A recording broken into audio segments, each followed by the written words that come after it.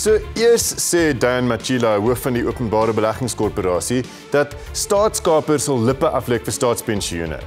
Gister verander hy sy storie en te midde van bespiegelings dat die sukkelende SAL en SAIK met die korporasie se fondse gehelp gaan word, beloof die minister van Finansies Malusi Gigaba nee, hulle sal 'n ander plan maak. So wat gaan regtig hier aan? Sikonathi Mantshantsha, adjunkredakteur van die Financial Mail, gesels nou met my. Sikonathi, welcome. So the Treasury tried to put us all at ease yesterday and say they have complete confidence in Mr. Machila, the CEO of the PIC, to leave him to do his job. Do they? That's what they said, but it certainly didn't look like it.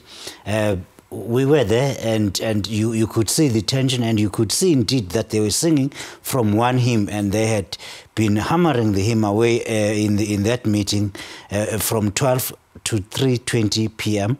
They arrived at a position there, and it looked to me like a compromise solution. That okay, we'll leave you alone, carry on, do your job, we'll do ours. As long as you take back some of what you said to the Sunday Times, right? Absolutely, there was a truce and there were conditions to that truce. The finance minister and the board had to back off from their position.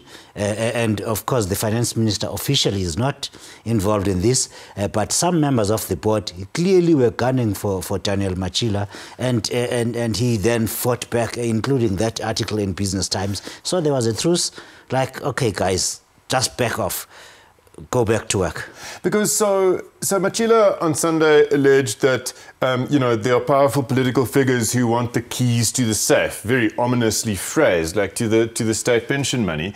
And Xolani Makhonazi, the deputy chairman of the PIC board, and Sifiso Buthelezi, who's the chairman, deputy finance minister, I mean, they were kind of implicated, right, in attempts to, excuse my language, but hijack or capture the PIC. So they haven't really backed off, have they?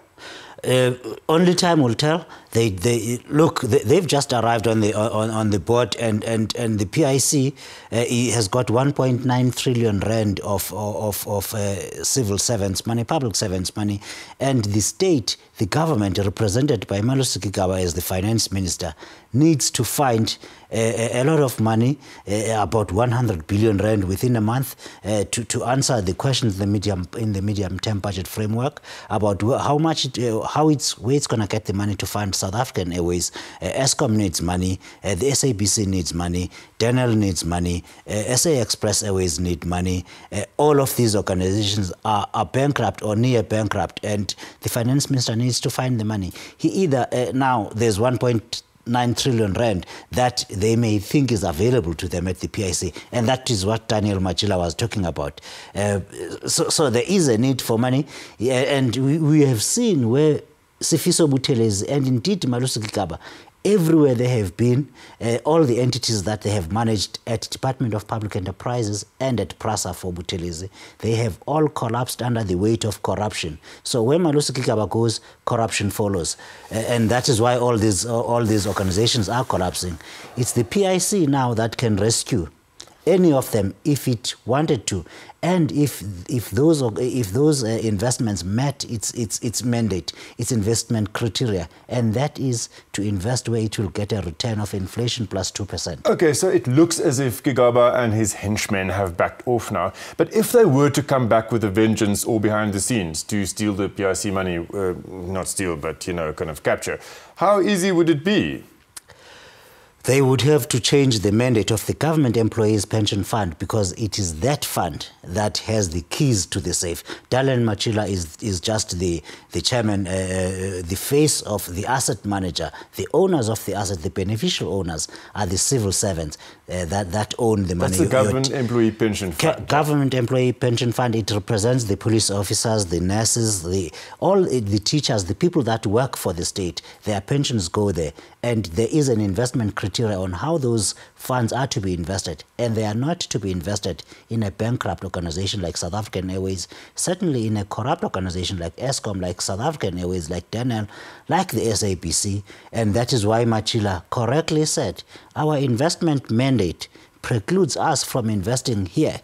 We will invest at levels where there is investment grade, where we are guaranteed inflation-linked returns. Okay, but Sikonathi, are the checks and balances at the PIC and at the GEPF, are they more secure than the checks and balances that used to exist at all the other SOEs that, as you say, collapsed under the weight of corruption? There are trustees that govern, that are elected by the beneficiaries, indeed, the public servants that own the assets.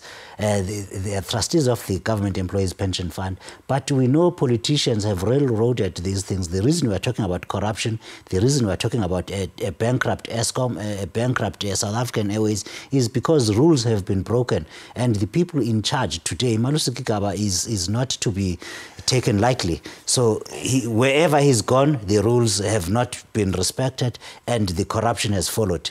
Okay, but can he replace the trustees at the Government Employee Pension? It's not him that appoints the trustees. It's the owners of the assets, the employees of the state, those people that were marching today in town, the teachers and the nurses and the police officers, and the people that work in the government departments. Those are the assets that belong to them. He can appoint the board of the finance of the PIC and the GEPF, but they've got limited powers. The trustees also have limited powers. So some compromise will have to be made, and they would have to justify a reason to change the mandate to invest at SAA, for example. Okay, because SAA has asked the PIC for money, Tladi admitted at the weekend. Now, if Gigaba doesn't get money from the PIC, and it sounds pretty difficult, where will he get it? The PIC is not a bank, so he's not going to get money from the PIC. Anything that comes out of the PIC to invest in Eskom, to invest in the SAPC, to invest in South African Airways will be illegal and corrupt. So where is he going to get money? The government can always go out to market and borrow money, but that is now very expensive, and that is why they are looking everywhere they can find money. Surely there's another way. If say, the PIC increases its stake in Telkom, which is performing well, right? That would maybe regarded as a good investment by the trustees, and then government gets cash. Is that a possible structure? The government stake, it can do that, but and of course the PIC would have to motivate a special case to go above 15% of Telkom. It now has 12%. The government's 39% stake is only worth 12 billion rand. It's just small change from what is needed right now. We need about 100 billion rand for Malusi Gigaba to table the budget framework and say, this is how I am funding it. A month to go, we either have to go back to the bond markets, which are very expensive, or soon enough, we'll have to talk to the International Monetary Fund, and we don't have the time. And that is why the PIC, they were looking at it. But it's not money that is available for the government to do as it pleases. I bet you're glad you're not him. Thank you very much, Sikonathi.